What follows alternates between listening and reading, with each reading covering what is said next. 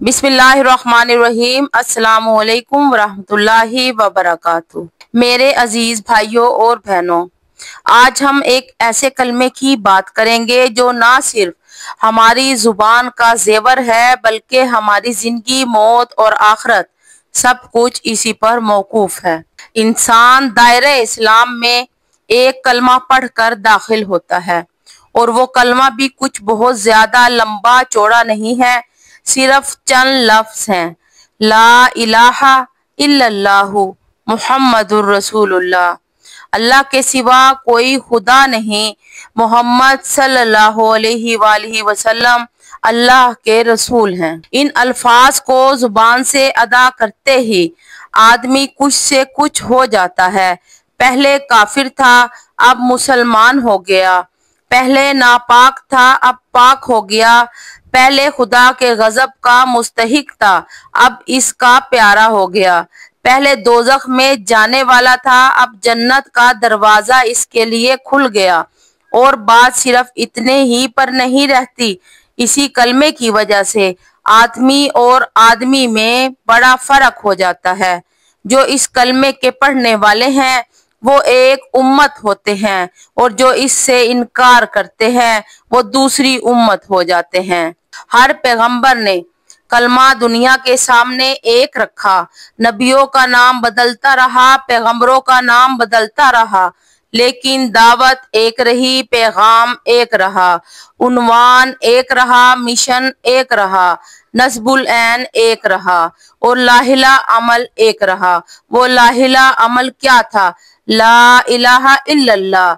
हर नबी के दौर में नमाजों का तरीका बदलता रहा, ज़कात का तरीका बदलता रहा, हज का तरीका बदलता रहा, रोजे की कैफियत बदलती रही, लेकिन ला इलाहा इल्लल्लाह आदम अलैहिस्सलाम के जमाने में भी एक था, हजूर सल्लल्लाहु अलैहि वसल्लम के जमाने में भी एक था, हर पैगंबर के जमाने में ला इलाहा इल्लल्लाह एक था, फर्क कोई नहीं था। आप देखते हैं कि ला इलाहा इल्लल्लाह में कोई तब्दीली नहीं आई, ला इलाहा इल्लल्लाह में कोई फर्क नहीं।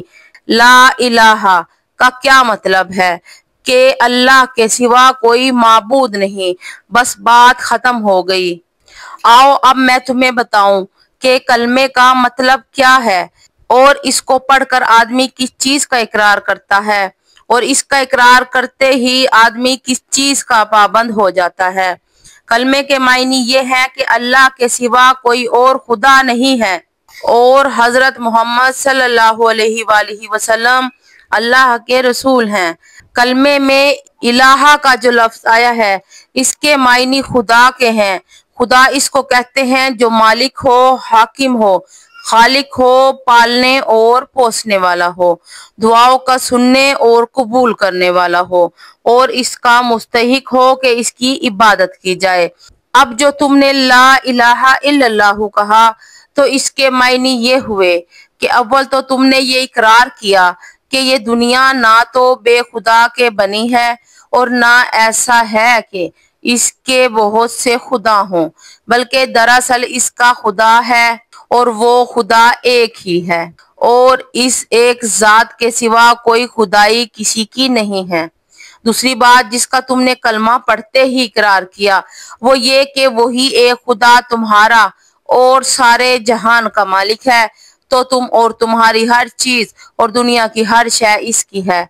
खालिक वो है, राजिक वो है, मौत और जिंदगी इसकी तरफ से है, मुसीबत और राहत भी इसी की तरफ से है। जो कुछ किसी को मिलता है इसको देने वाला हकीकत में वही है, जो कुछ किसी से छीना जाता है इसका छीनने वाला भी हकीकत में वही है। डरना चाहिए तो इससे, मांगना चाहिए तो इससे, सर झुकाना चाहिए तो इसके सामने, इबादत और बंदगी की जाए तो इसकी, इसके सिवा हम किसी के बंदे और गुलाम नहीं और इसके सिवा कोई हमारा आका और हाकिम नहीं। हमारा असली फर्ज यह है कि इसी का हुक्म माने और इसी के कानून की पैरवी करें। ये अहदो पैमान है जो ला इलाहा इल्लल्लाहु पढ़ते ही तुम अपने खुदा से करते हो और सारी दुनिया को गवाह बना कर करते हो। इसकी खिलाफ वर्जी करोगे تو تمہاری زبان، تمہارے ہاتھ پاؤں، تمہارا رونگٹا رونگٹا اور زمین اور آسمان کا ایک ایک ذرہ جس کے سامنے تم نے جھوٹا اقرار کیا تمہارے خلاف خدا کی عدالت میں گواہی دے گا، اور تم ایسی بے بسی کے عالم میں وہاں کھڑے ہوگے کہ ایک بھی گواہ تم کو صفائی پیش کرنے کے لیے نہ ملے گا۔ کوئی وکیل یا بیرسٹر وہاں تمہاری طرف سے پیروی کرنے والا نہ ہوگا، بلکہ خود وکیل صاحب اور بیرسٹر صاحب جو دنیا کی عدالتوں میں قانون کی الٹ پھیر کرتے رہتے ہیں، وہ بھی وہاں تمہاری ہی طرح بے بسی کے عالم میں کھڑے ہوں گے۔ وہ عدالت ایسی نہیں جہاں تم جھوٹی گواہیاں اور جعلی دستاویز پیش کر سکو۔ دستاویزیں پیش کر کے اور غلط پیروی کر کے بچ جاؤ۔ دنیا کی پولیس سے تم اپنا جرم چھپا سکتے ہو، خدا کی پولیس سے نہیں چھپا سکتے۔ دنیا کی پولیس رشوت کھا سکتی ہے، خدا کی پولیس رشوت کھانے والی نہیں ہے۔ دنیا کے گواہ جھوٹ بول سکتے ہیں، خدا کے گواہ بالکل سچے ہیں۔ دنیا کے حاکم بے انصافی کر سکتے ہیں، خدا ایسا حاکم نہیں جو بے انصافی کرے، اور پھر خدا جس جیل میں ڈالے گا اس سے بچ کر بھاگنے کی بھی کوئی صورت نہیں۔ خدا کے ساتھ جھوٹا اقرار نامہ کرنا بہت بڑی بے وقوفی ہے، سب سے بڑی بے وقوفی ہے۔ جب اقرار کرتے ہو تو خوب سوچ سمجھ کر کرو اور اس کو پورا کرو، ورنہ تم پر کوئی زبردستی نہیں ہے کہ خواہ مخواہ زبانی ہی اقرار کر لو، کیونکہ خالی خولی زبانی اقرار محض بیکار ہے۔ لا الہ الا اللہ کہنے کے بعد تم محمد الرسول اللہ کہتے ہو، اس کے معنی یہ ہے کہ تم نے یہ تسلیم کر لیا کہ محمد صلی اللہ علیہ وآلہ وسلم ہی وہ پیغمبر ہیں جن کے ذریعے سے خدا نے اپنا قانون تمہارے پاس بھیجا ہے۔ خدا کو اپنا آقا اور شہنشاہ مان لینے کے بعد یہ معلوم ہونا ضروری تھا کہ اس شہنشاہ کے احکام کیا ہیں، ہم کون سے کام کریں جس سے وہ خوش ہوتا ہے اور کون سے کام نہ کریں جن سے وہ ناراض ہوتا ہے، کس قانون پر چلنے سے وہ ہم کو بخشے گا اور اس کی خلاف ورزی کرنے پر وہ ہم کو سزا دے گا۔ یہ سب باتیں بتانے کے لیے خدا نے محمد صلی اللہ علیہ وآلہ وسلم کو اپنا پیغمبر مقرر کیا۔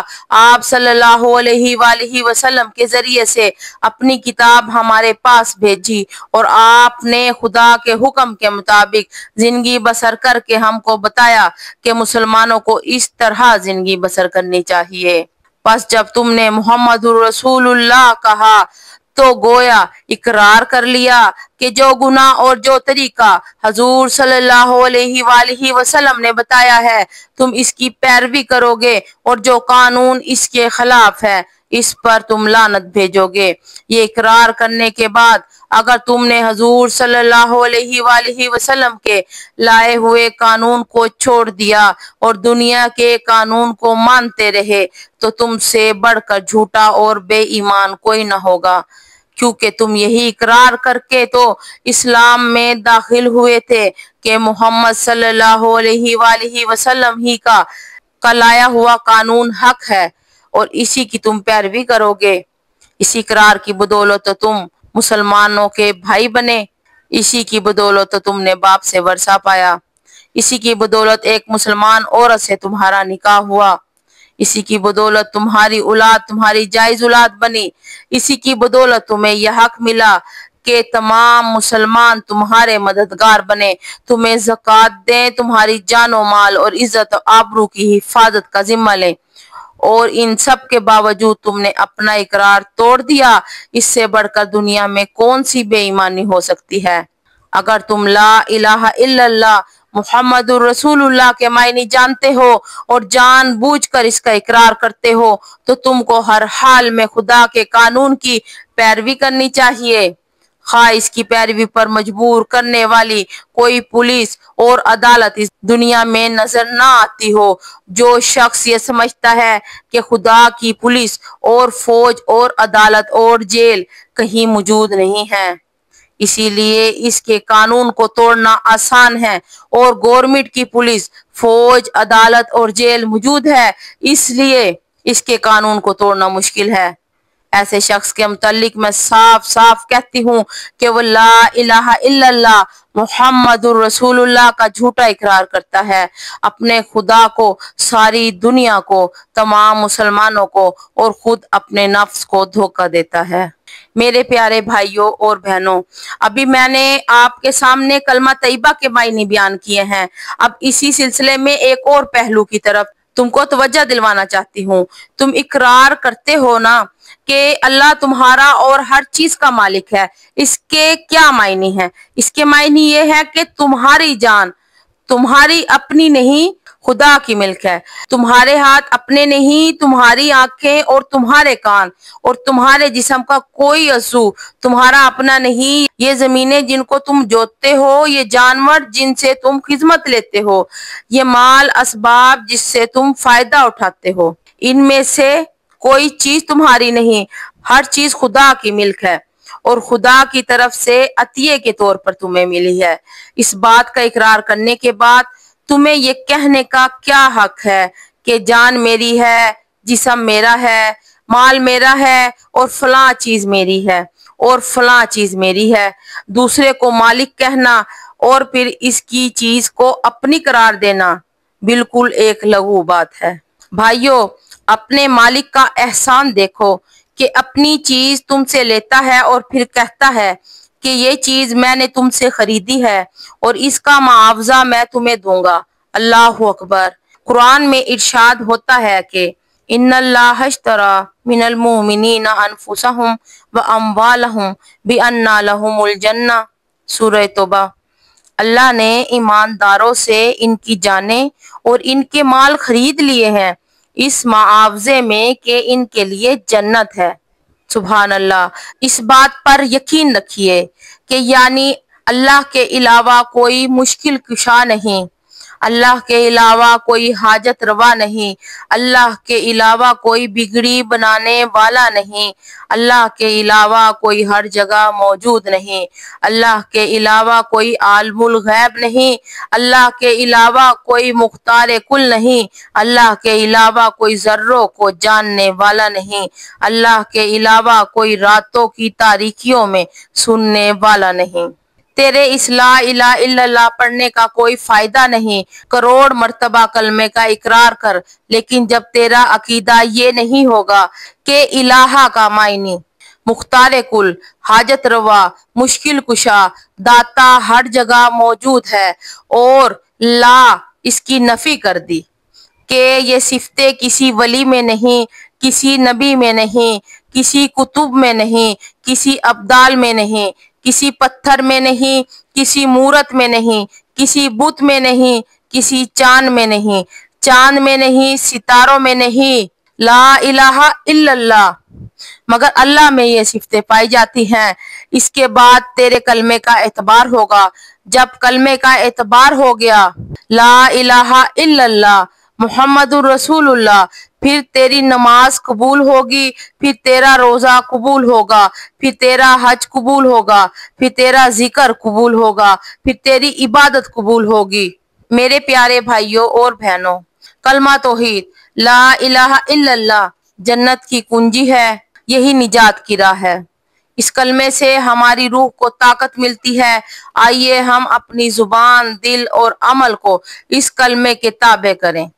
اللہ ہم سب کو لا الہ الا اللہ محمد الرسول اللہ کے تقاضے پورے کرنے کی توفیق دے، آمین یا رب العالمین۔ اللہ آپ سب کا حامی و ناصر ہو۔ اگر آپ کو میری یہ کوشش اچھی لگی ہو تو پلیز میرے چینل کو سبسکرائب اور ویڈیو کو لائک ضرور کر دیجیے گا۔ السلام علیکم ورحمۃ اللہ۔